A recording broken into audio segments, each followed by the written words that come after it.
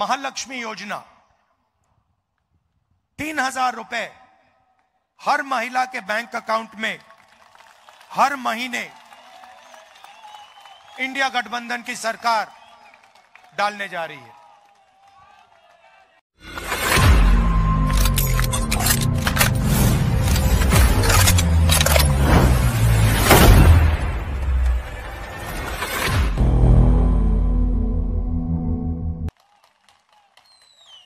नमस्कार।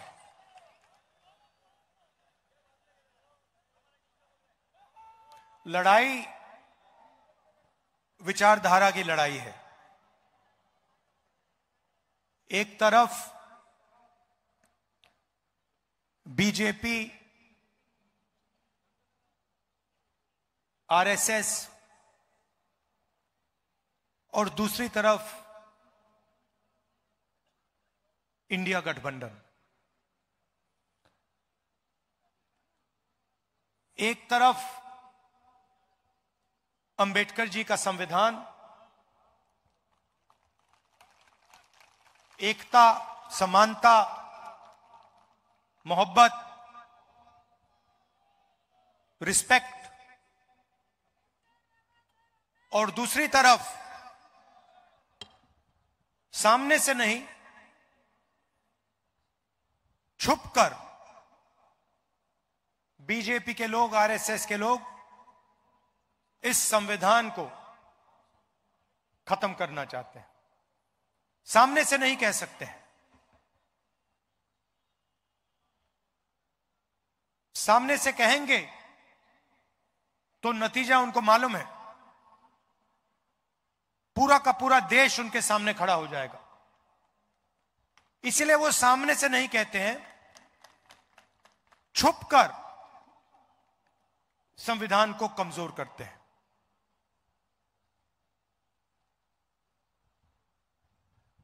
हिंदुस्तान के इंस्टीट्यूशंस हैं, संस्थाएं हैं, ब्यूरोक्रेसी है, शिक्षा का सिस्टम है, स्वास्थ्य का सिस्टम है। संविधान में कहीं नहीं लिखा कि एक पार्टी को, एक विचारधारा को अपने लोग हिंदुस्तान की हर संस्था में डालने हैं। यह इंडिया गठबंधन कभी नहीं करता है। आप देखिए, आज देश में यूनिवर्सिटीज के वाइस चांसलर्स की लिस्ट निकाली है। उस लिस्ट में आपको मेरिट नहीं दिखाई देगा, सिर्फ क्वालिफिकेशन सिर्फ आरएसएस की मेंबरशिप का है। वाइस चांसलर बनना है, आरएसएस की मेंबरशिप लीजिए। साइंस के बारे में, ज्योग्राफी के बारे में, हिस्ट्री के बारे में कुछ मालूम ना हो, कोई फर्क नहीं पड़ता। आरएसएस के हो, सीधा आपको उसमें जगह मिलेगी। और ये एक संस्था के साथ नहीं हो रहा है, ये हिंदुस्तान की सारी संस्थाओं के साथ, इंस्टीट्यूशंस के साथ हो रहा है।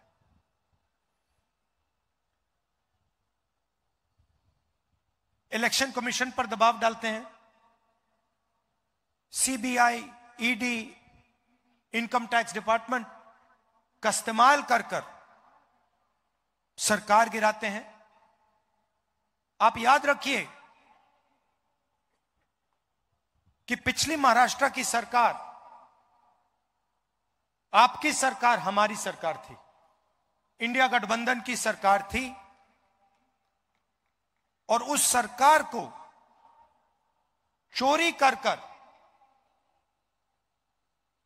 पैसा देकर हटाया गया था। क्यों? क्योंकि वो 2-3 अरबपतियों की मदद करना चाहते हैं। आप जानते हो, मुंबई जानता है, महाराष्ट्र जानता है कि धारावी की जमीन, 1 लाख करोड़ रुपए की जमीन, आपकी जमीन गरीबों की जमीन आपके आंखों के सामने आपसे छीनी जा रही है। पूरी दुनिया जानती है 1 लाख करोड़ रुपए की जमीन आपके आंखों के सामने, दुनिया की आंखों के सामने 1 अरबपति को दी जा रही है। आपके जो प्रोजेक्ट्स थे, चाहे वो एप्पल आईफोन की फैक्ट्री हो, चाहे वो हवाई जहाज बोइंग का यूनिट हो, आपसे छीनकर दूसरे प्रदेशों में चले जा रहे हैं। 5 लाख युवाओं को रोजगार मिलता है इन प्रोजेक्ट से। सारे के सारे आपसे छीनकर गुजरात की ओर चले गए। Semiconductor plant, iPhone manufacturing plant, GAIL petrochemical project, Tata Airbus project, ये सारे के सारे जो आपके थे, जिससे आपके युवाओं को फायदा मिलना चाहिए था, रोजगार मिलना चाहिए था, ये एक के बाद एक आपसे छीन लिए गए। आपकी जमीन छीनी जा रही है। 1 लाख करोड़ रुपए की जमीन छीनी जा रही है। आपके प्रोजेक्ट्स छीने जा रहे हैं। यह है बीजेपी की सरकार। आपको कहते हैं कि आपको हम पैसा देंगे, महिलाओं को पैसा देंगे, मगर हमने आंकड़े निकाले। बीजेपी की सरकार में आपके साथ क्या किया जा रहा है। महंगाई बढ़ी है, पेट्रोल डीजल के दाम बढ़े हैं, गैस सिलेंडर के दाम बढ़े हैं। इनको अगर आप जोड़ें तो बीजेपी की सरकार हर साल महाराष्ट्र के हर परिवार से 90,000 रुपए छीनती है। आपके जेब में से निकालते हैं और सीधा अदानी, अंबानी ऐसे लोगों की जेब में डालते हैं। और फिर आपसे कहते हैं हम आपको महिलाओं को 1,000 रुपए देंगे, 1,500 रुपए देंगे। मगर इनकी नीयत गलत है। काम ये सिर्फ उन लोगों का करते हैं। नोटबंदी से आपको फायदा हुआ, जीएसटी से आपको फायदा हुआ, किसान के जो कानून बना उससे आपको फायदा हुआ, ये जो आपके प्रोजेक्ट्स हैं जो ये आपसे छीने गए, इससे आपको फायदा हुआ क्या? आप रोजगार नहीं चाहते हो, आप सिर्फ महंगाई चाहते हो, आप बेरोजगारी चाहते हो क्या? हिंदुस्तान में सबसे ज्यादा बेरोजगारी आज है। किसी स्टेट में चले जाइए, महाराष्ट्र छोड़िए, किसी भी स्टेट में चले जाइए और वहां आप पूछिए, युवाओं से पूछिए क्या करते हो, कहेंगे भैया कुछ नहीं करते हैं। मोदी जी ने, बीजेपी की पॉलिसीज ने बेरोजगारी फैला दी है, रोजगार मिल ही नहीं सकता। जो स्मॉल एंड मीडियम बिजनेस वाले हैं उनको एक के बाद एक खत्म कर दिया है। जो रीढ़ की हड्डी हुआ करते थे, रोजगार अंबानी अदानी नहीं दे सकते। अदानी धारावी की जमीन छीन सकता है आपसे, मगर रोजगार नहीं दे सकता है। यह पूरा देश जानता है। रोजगार कौन देते हैं? स्मॉल मीडियम इंडस्ट्री वाले लोग, जो मैन्युफैक्चरिंग करते हैं, जो हाथ से काम करते हैं, ये लोग रोजगार देते हैं। और इन सब को बीजेपी के लोगों ने, इनकी सरकारों ने खत्म कर दिया है। नोटबंदी, जीएसटी, ये पॉलिसीज नहीं है, ये हथियार हैं। छोटे बिजनेस वालों को खत्म करने के, मारने के हथियार हैं। आप जीएसटी देते हो, जितनी जीएसटी हिंदुस्तान का सबसे गरीब व्यक्ति देता है, उतनी ही जीएसटी अदानी देता है। आप शर्ट खरीदोगे, उतना ही पैसा आपके जेब से जाएगा जितना अदानी के जेब से जाएगा। यह जीएसटी की सच्चाई है। और अगर आप देखें, आज हिंदुस्तान में गरीब लोग टैक्स देते हैं। सबसे ज्यादा टैक्स गरीब लोग देते हैं, कमजोर लोग देते हैं, छोटे दुकानदार देते हैं, किसान देते हैं, मजदूर देते हैं। इनडायरेक्ट टैक्स से पता नहीं लगता। आप शर्ट खरीदते हो, टैक्स लगता है। मोटरसाइकिल में पेट्रोल डालते हो, टैक्स लगता है। सब जगह इनडायरेक्ट टैक्स लगता रहता है आपके कंधों पे। ये सब बीजेपी की पॉलिसीज हैं।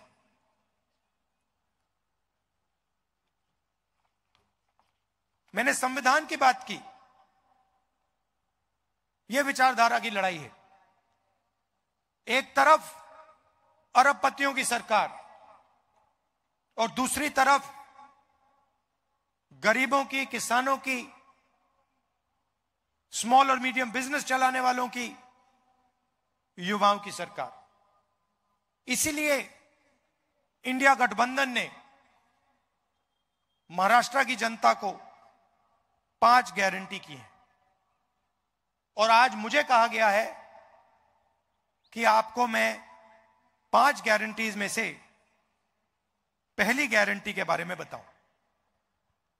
शरद पवार जी, उद्धव ठाकरे जी और खारगे जी आपको बाकी गारंटीज के बारे में बताएंगे, मगर मैं आपको महालक्ष्मी योजना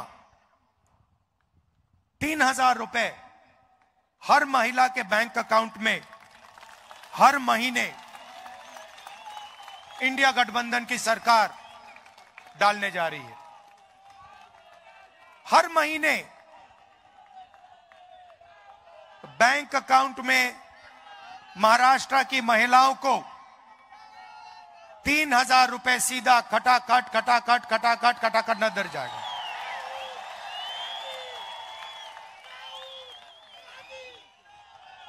और जब महाराष्ट्र की महिलाएं महाराष्ट्र में बस में कहीं जाएंगी तो उन्हें बस टिकट खरीदने के लिए 1 रुपया नहीं देना पड़ेगा, फ्री में जाएंगी। आप पूछोगे क्यों? क्योंकि जो चोट बीजेपी की सरकार ने आपको मारी है, महंगाई की चोट, गैस सिलेंडर की चोट,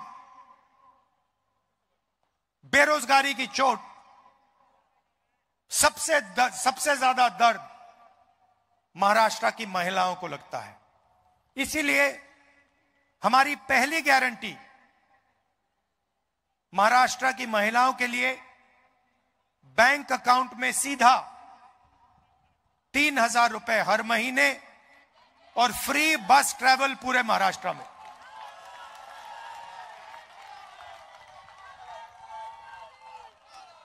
जो बाकी गारंटीज हैं उनके बारे में शरद पवार जी, उद्धव ठाकरे जी और खारगे जी आपको बताएंगे। थोड़ा सा मैं आपको जाति जनगणना के बारे में कहना चाहता हूं। आज नागपुर में हमने एक सम्मेलन किया, उसमें हमने जाति जनगणना की बात की। भाइयों और बहनों, हिंदुस्तान में 15% दलित आबादी है, 8% आदिवासी हैं। मगर आज तक किसी को नहीं मालूम कि इस देश में पिछड़े वर्ग के कितने लोग हैं। कोई कहता है 50 हैं, कोई कहता है 55% हैं, कोई कहता है 60% है, किसी को नहीं मालूम। और जब हम देखते हैं हिंदुस्तान की संस्थाओं को देखते हैं, मीडिया को देखते हैं, कॉर्पोरेट इंडिया को देखते हैं, जुडिशरी को देखते हैं, इन सब संस्थाओं में हमें ना पिछड़े वर्ग के लोग दिखते हैं, ना दलित दिखते हैं, ना आदिवासी दिखते हैं, ना माइनॉरिटी के लोग दिखते हैं, ना गरीब जनरल कास्ट के लोग दिखते हैं। इसलिए हम चाहते हैं कि देश में एक ऐतिहासिक कदम लिया जाए, जाति जनगणना किया जाए और पूरे हिंदुस्तान के लोगों को, हर वर्ग के लोगों को यह पता लगे कि पावर स्ट्रक्चर में उनकी कितने हिस्सेदारी है, इस देश में धन किसके हाथ में है, संस्थाएं किसके हाथ में है। इसीलिए हमने लोकसभा के चुनाव में कहा था कि अगर हमारी सरकार दिल्ली में बनेगी तो हमारा पहला कदम जाति जनगणना होगा। कर्नाटक में, तेलंगाना में कांग्रेस पार्टी की सरकार है। दोनों प्रदेशों में हमने जाति जनगणना का काम शुरू कर दिया है और तेलंगाना में हमने एक ऐतिहासिक कदम लिया। ऐतिहासिक कदम। पहले सर्वे बंद कमरों में बनते थे, ब्यूरोक्रेट सवाल चुनते थे, मगर हिंदुस्तान के इतिहास में पहली बार तेलंगाना में जो जाति जनगणना पर सवाल पूछे जाएंगे वो तेलंगाना की जनता ने चुने हैं। हमने पूरे स्टेट में मीटिंग्स करी और जनता से पूछा, दलितों से, आदिवासियों से, पिछड़े वर्ग के लोगों से, महिलाओं से, कि कौन से सवाल पूछे जाने चाहिए, आप क्या जानना चाहते हो हिंदुस्तान के पावर स्ट्रक्चर के बारे में, हिंदुस्तान के धन के बारे में, आपकी आबादी के बारे में। और जनता ने हमें सवाल दिए। महाराष्ट्र में भी जैसे ही हमारी सरकार आएगी हम जाति जनगणना का काम शुरू कर देंगे। और पार्लियामेंट में मैंने साफ कहा है, मोदी जी कुछ भी करें, जैसे ही इंडिया गठबंधन की सरकार दिल्ली में बनेगी वैसे ही जाति जनगणना होगा। और ये जो 50% की सीलिंग लगा रखी है, जो दीवार बना रखी है रिजर्वेशन की, इस दीवार को हम तोड़ देंगे। भाइयों और बहनों, विचारधारा की लड़ाई है। अगर यह संविधान खत्म हो गया तो हिंदुस्तान के गरीब लोगों के पास, दलितों के पास, आदिवासियों के पास, पिछड़ों के पास कुछ नहीं बचेगा। जो भी आज आपको मिला है, चाहे ये आईआईटीज हो, आईआईएम हो, शिक्षा का सिस्टम हो, स्वास्थ्य का सिस्टम हो, आपकी जमीन की रक्षा, ये सब संविधान करता है। अगर आज अदानी जी पर थोड़ी सी रोक लगी हुई है तो यह संविधान के कारण रोक लगी हुई है। और ये जो किताब है, यह सिर्फ एक किताब नहीं है। इस किताब में महापुरुषों की सोच, हिंदुस्तान की आवाज है इस किताब में। इसमें अंबेडकर जी की आवाज है, फूले जी की आवाज है, गांधी जी की आवाज है, बसवन्ना जी की आवाज है, नारायण गुरु जी की आवाज है, बुद्ध भगवान की आवाज है। उन सब की आवाज इस किताब में है। और हिंदुस्तान की आवाज, गरीबों की आवाज, दलितों की, पिछड़ों की, कमजोर लोगों की, किसानों की आवाज इसमें है। और आस्ते आस्ते नरेंद्र मोदी, आरएसएस और बीजेपी इस किताब को खत्म करने में लगे हैं। इंडिया गठबंधन आपको मैसेज देना चाहता है कि कुछ भी हो जाए, संविधान को कोई नहीं छुएगा, कोई नहीं खत्म कर पाएगा। इंडिया गठबंधन एक साथ खड़ा है, हिंदुस्तान की जनता एक साथ खड़ी है। हम इसको कभी खत्म नहीं होने देंगे। आप सबका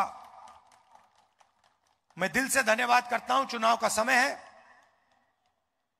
आपकी जो पिछली सरकार थी वो आपके हाथों से चोरी की गई। बीजेपी, आरएसएस, इन लोगों ने आपसे आपकी सरकार छीनी। चोरी करके, एमएलए खरीद कर आपकी सरकार छीनी गई। यह आप याद रखिए। और इस बार महाराष्ट्र की सरकार बनाइए, जो आपके प्रोजेक्ट दूसरे प्रदेशों में ना भेजे, जो आपकी धारावी की जमीन अदानी जी के हवाले ना करे, मगर महाराष्ट्र के किसानों के लिए, मजदूरों के लिए, छोटे व्यापारियों के लिए, स्मॉल और मीडियम बिजनेस और युवाओं के लिए काम करे। आप सबका फिर से बहुत बहुत धन्यवाद। नमस्कार। जय हिंद।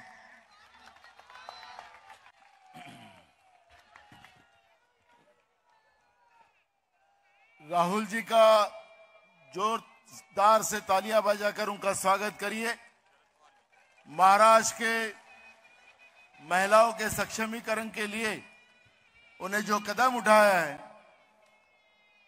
उसके लिए हम तहे दिल से उनका महाराष्ट्र की जनता की तरफ से स्वागत करते हैं। हमारे राज्य के और राष्ट्रीय नेता, हमारे महाराष्ट्र का गौरव शरद पवार जी, किसानों के बारे में जो गारंटी देने वाले हैं, वो अपना वक्तव्य शुरू करें। सम्मानीय राष्ट्रीय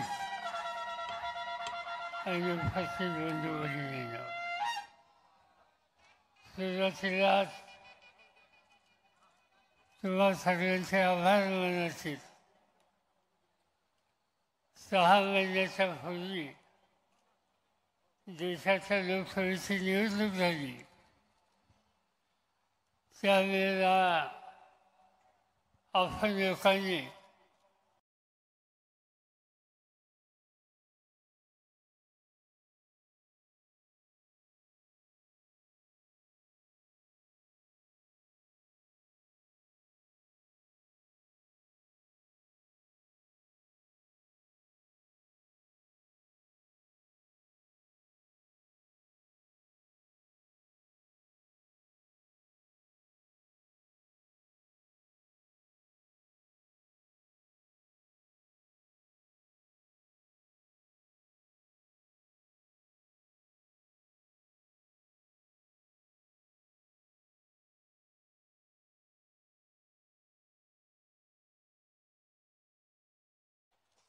हे राज्य कसं जायचं, कसं चालवायचं, याचा निकाल घेण्याची ही वेळ आलेली आहे। गेल्या 5 वर्षामध्ये आपण उद्धवजींच्या नेतृत्वाखालचं सरकार सोडलं तर बाकीचा सगळा कालखंड हा महाराष्ट्राला मागं नेणारा कालखंड आहे। महाराष्ट्र राज्य हे देशाचं उद्योगाचं महत्वाचं राज्य, आर्थिकदृष्ट्या शक्तिशाली राज्य, देशामध्ये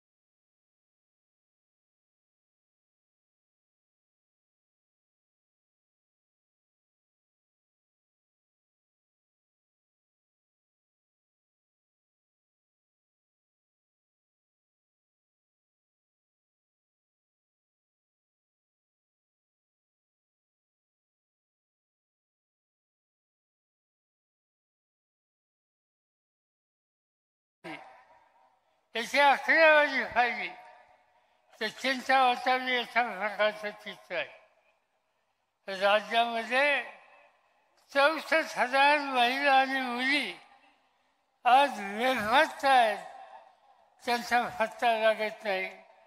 ही स्थिती महाराष्ट्रामध्ये कधीही नव्हती. महाराष्ट्रामध्ये शिक्षणाच्या संबंधी नेहमीच प्रगत राज्य होतं. आज शिक्षण क्षेत्रामध्ये मोठ्या प्रमाणावर भ्रष्टाचार चालू आहे. हे चित्र आपल्याला बघायला मिळतं. दरदारी उत्पन्न असो, अन्य प्रश्न असो, प्रत्येक ठिकाणी आज महाराष्ट्र घसरलेला आहे. शिवछत्रपती हे देशाच्या स्वाभिमानाचं प्रतीक आहे.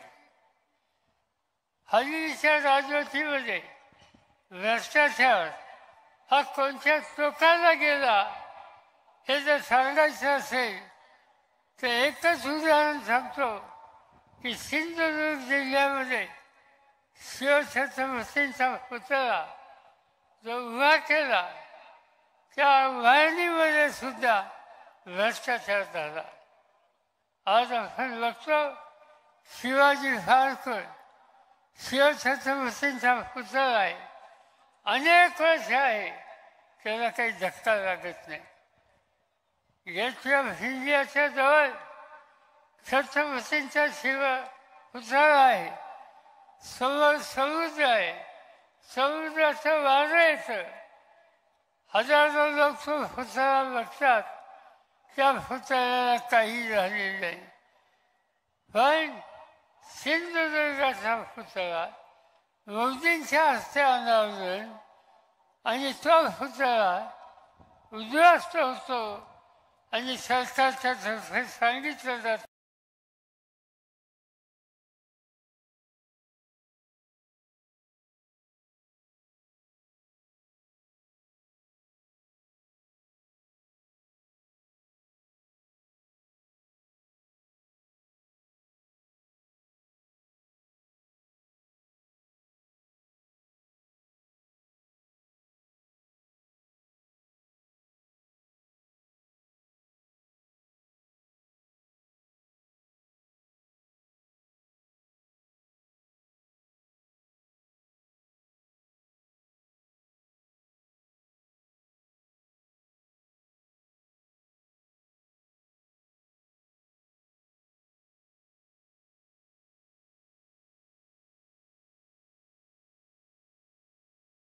होतं. माझ्याकडे देशाचं शेती खातं होतं. शेतकऱ्यांच्या मध्ये अस्वस्थता होती, कर्जबाजारीपणा होता. आम्ही लोकांनी एकत्र बसून देशाच्या शेतकऱ्यांना 71,000 कोटीचं कर्ज आम्ही माफ केलं आणि ज्या शेतकऱ्याच्या शेतीला 12% व्याजाचा दर होता तो 12हून 6% आणला, 6%हून 3% आणला आणि नियमित देतात त्यांना आणखीन सवलत दिली. आज आमच्या आघाडीच्या वतीनं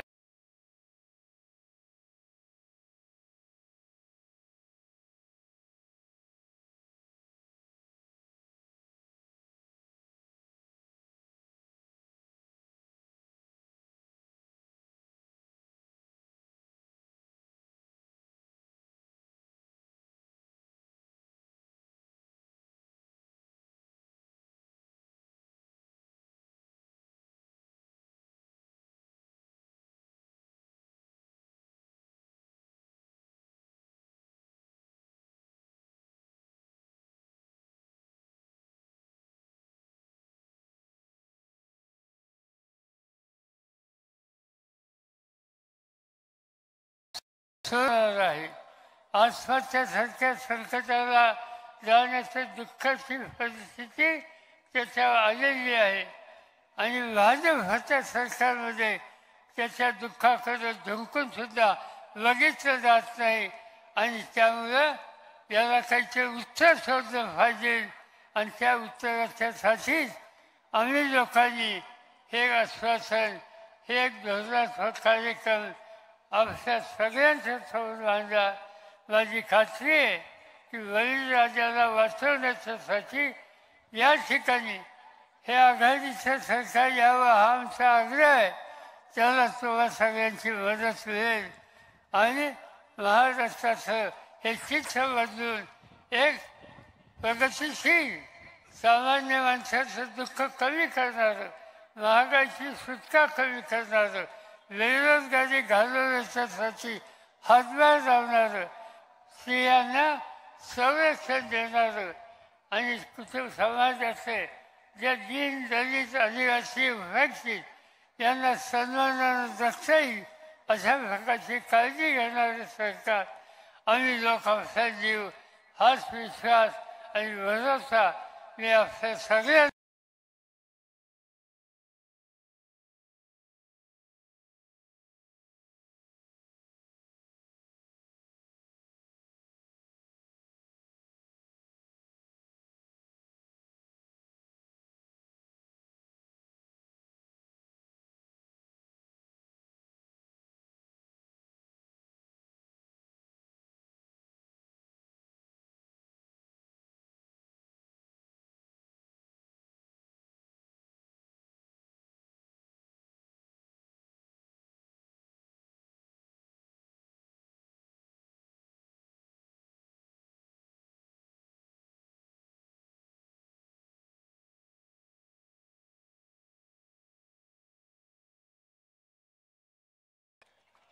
या ठिकाणी तरुणांसाठी ते गॅरंटी आपल्याला या ठिकाणी देणार आहेत. आणि आदरणीय उद्धव ठाकरे साहेब याच्यानंतर आपले राष्ट्रीय अध्यक्ष आदरणीय खरगे साहेब हे आपल्याला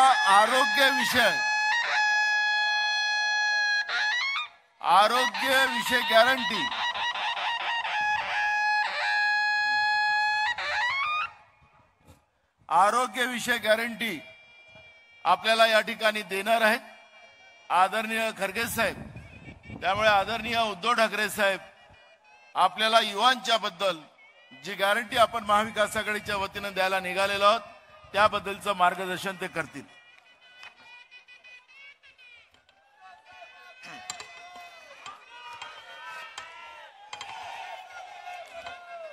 माननीय राहुलजी,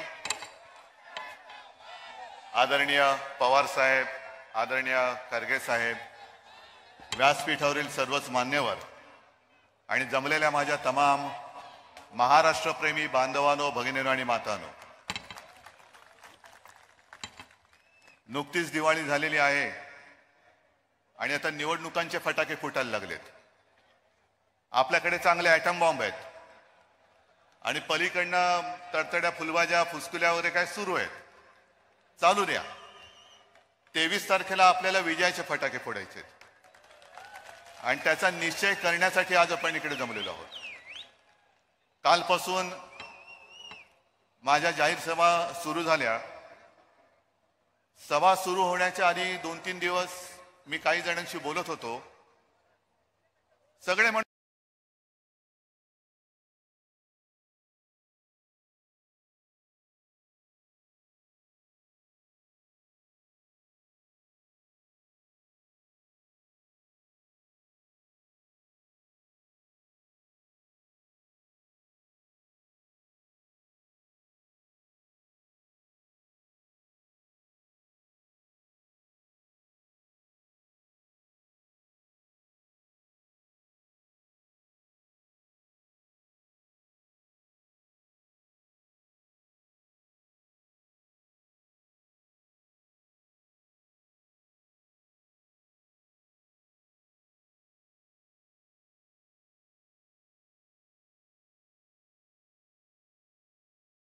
ठेवले होते कारण महागाई वाढते.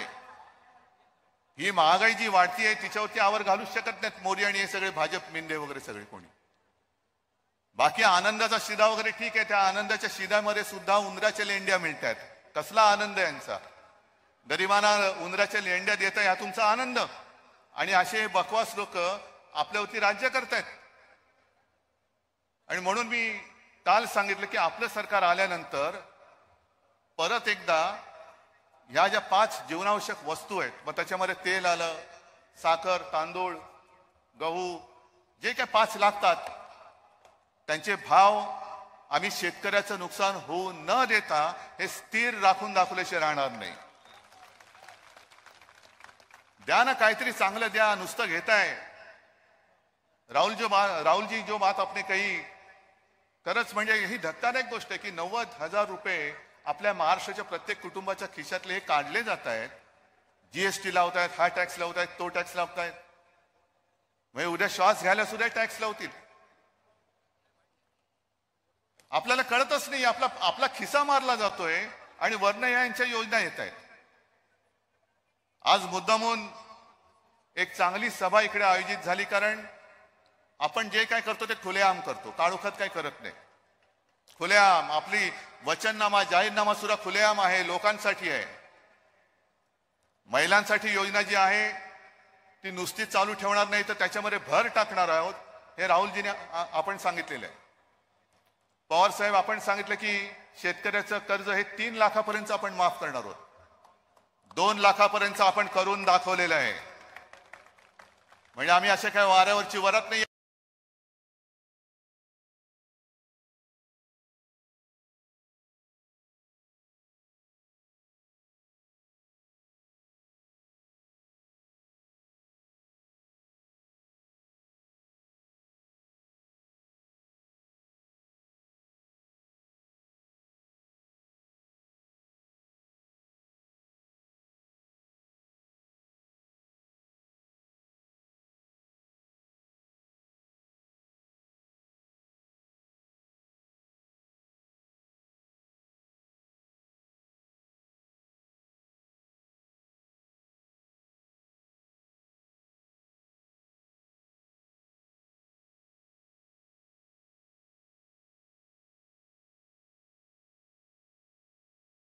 की प्रत्येक युवकाला, बेरोजगार तरुणाला,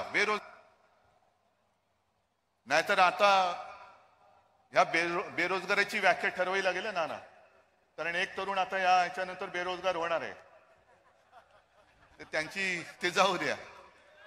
पण बेरोजगार तरुणांना दर महिन्याला आपण 4,000 रुपयांची मदत करणार आहोत. 4,000 रुपये का नाही करायची? जर तरुण आपलं भविष्य असेल आणि ते भविष्य आज यांच्या टपालकरंट्या जो काय कारभार चाललाय त्याच्यामुळे नासला जात असेल, तर मग त्याला उभारी देणार कोण? आपलं महाविकास आघाडीचं सरकार ते काम करेल.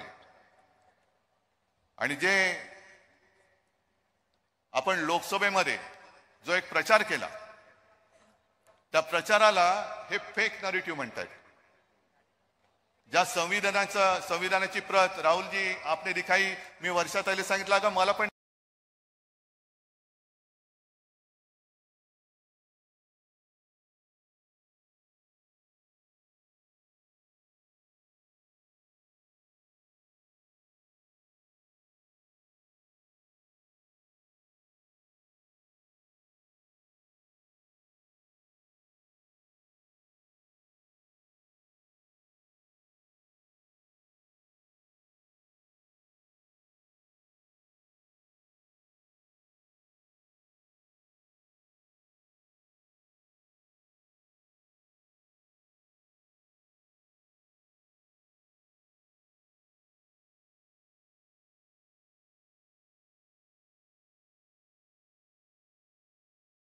अदानींच्या घशात घातले जात आहेत. म्हणजे मुंबई संपूर्णपणाने अदानीमय करून टाकायची. आम्ही आज जाहीर करतोय की आपलं सरकार आल्यानंतर या चुकीच्या निविदा काढल्या गेल्यात आणि निविदा बाहेरच्या ज्या सवलती अदानींना देऊन माझी अख्खी मुंबई नासवली जाते. पहिलं तो कॉन्ट्रॅक्ट आम्ही रद्द करू आणि धारावीकरांना जिथल्या तिथे उद्योगाच्या सोयीसह घर दिल्याशिवाय राहणार नाही, हे महाविकास आघाडीचं वचन मी आज तुम्हाला सगळ्यांना देतोय. पण सगळ्या मुंबईकरांनी समजून घ्यायला पाहिजे की विषय केवळ धारावीपुरता नाहीये.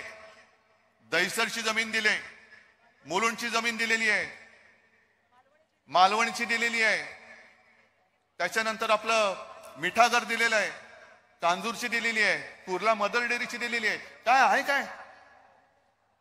सगळं त्यांना द्यायचं, वरती टीडीआर त्यांना द्यायचा. त्या टीडीआर वरती सुद्धा मी नंतर बोलणारच आहे.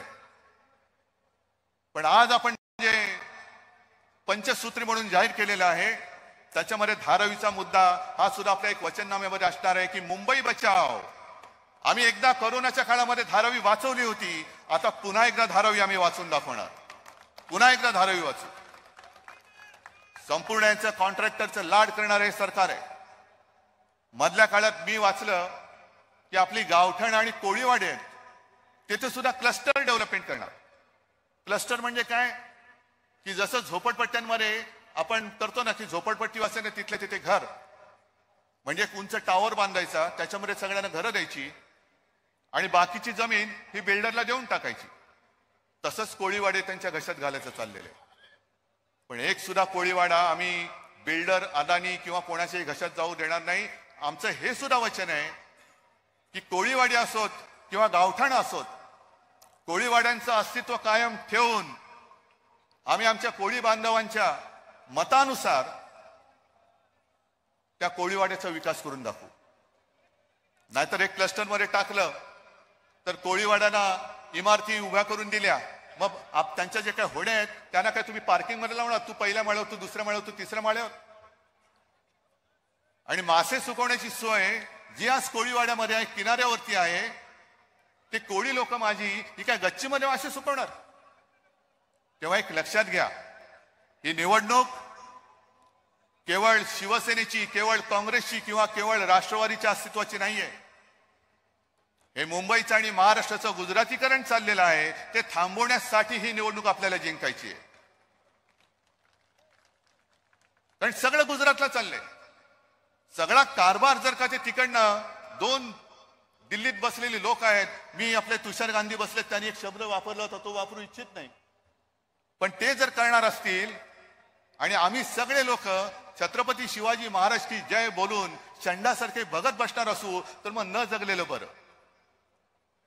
ज्याप्रमाणे हे काही जीवाभावाचे प्रश्न आम्ही इथे मांडतो त्याला उत्तर आम्ही देतो, तसंच जे मी दसऱ्याच्या भाषणात बोललो, जे पुनरुच्चार मी करतो की आपलं सरकार आल्यानंतर महाराष्ट्राच्या प्रत्येक जिल्ह्यात छत्रपती शिवाजी महाराजांचं मंदिर आम्ही बांधून दाखवल्याशिवाय राहणार नाही.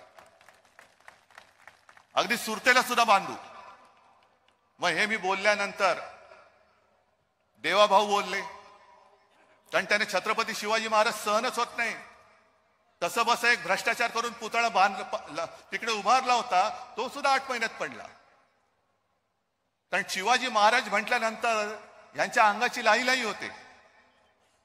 मग देवेंद्र फडणवीसने मला आव्हान दिलं, अहो तुम्हाला जर हिंमत असेल तर मुंबऱ्यामध्ये शिवाजी महाराजांचं मंदिर बांधून दाखवा. अहो देवा भाऊ, जाऊ तिथे खाऊ.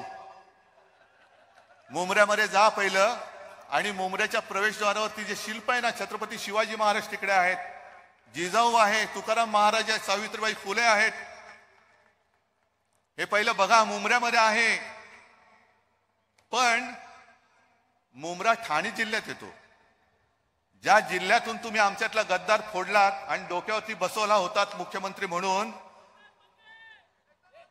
त्याच्या जिल्ह्यात तुम्हाला छत्रपती शिवाजी महाराजांचं मंदिर बांधणं हे अवघड वाटत असेल तर त्या गद्दाराला डोक्यावर घेतलाच कशाला? गद्दार घेऊन नाचलात कशाला? आणि म्हणून वेडीवाकडी आव्हान आम्हाला देऊ नका. आज आम्ही तरी हे सगळं बकाल तुम्ही करत चाललेले आहेत. महाराष्ट्र राज्य आणि मुंबई त्याच्या चांगल्यासाठी, त्याच्या भवितव्यासाठी एक चांगला जाहीरनामा घेऊन आम्ही जनतेसमोर आलेलो आहोत. आणि मला खात्री आहे मुंबईचीच नव्हे तर संपूर्ण महाराष्ट्राची जनता ही जागरूक आहे. मुंबईकरांनी गेल्या लोकसभेमध्ये महाविकास आघाडीच्या बाजूनी भरपूर कौल चांगला दिला. अगदी 6 पैकी मी तर म्हणे 5 जागा आपण जिंकलो. 1 जागा चोरी करून ते जिंकले. त्याच्यानंतर झालेली पदवीधर आपण जिंकलो, शिक्षक आपण जिंकलो, सिनेटची निवडणूक आपण जिंकलो. त्याच्यामुळे मुंबईकरांचे आशीर्वाद हे असेच आमच्यावरती कायम असू द्यात आणि ते राहतील अशी खात्री व्यक्त करतो आणि आपल्या सर्वांची रजा घेतो. जय हिंद, जय महाराष्ट्र.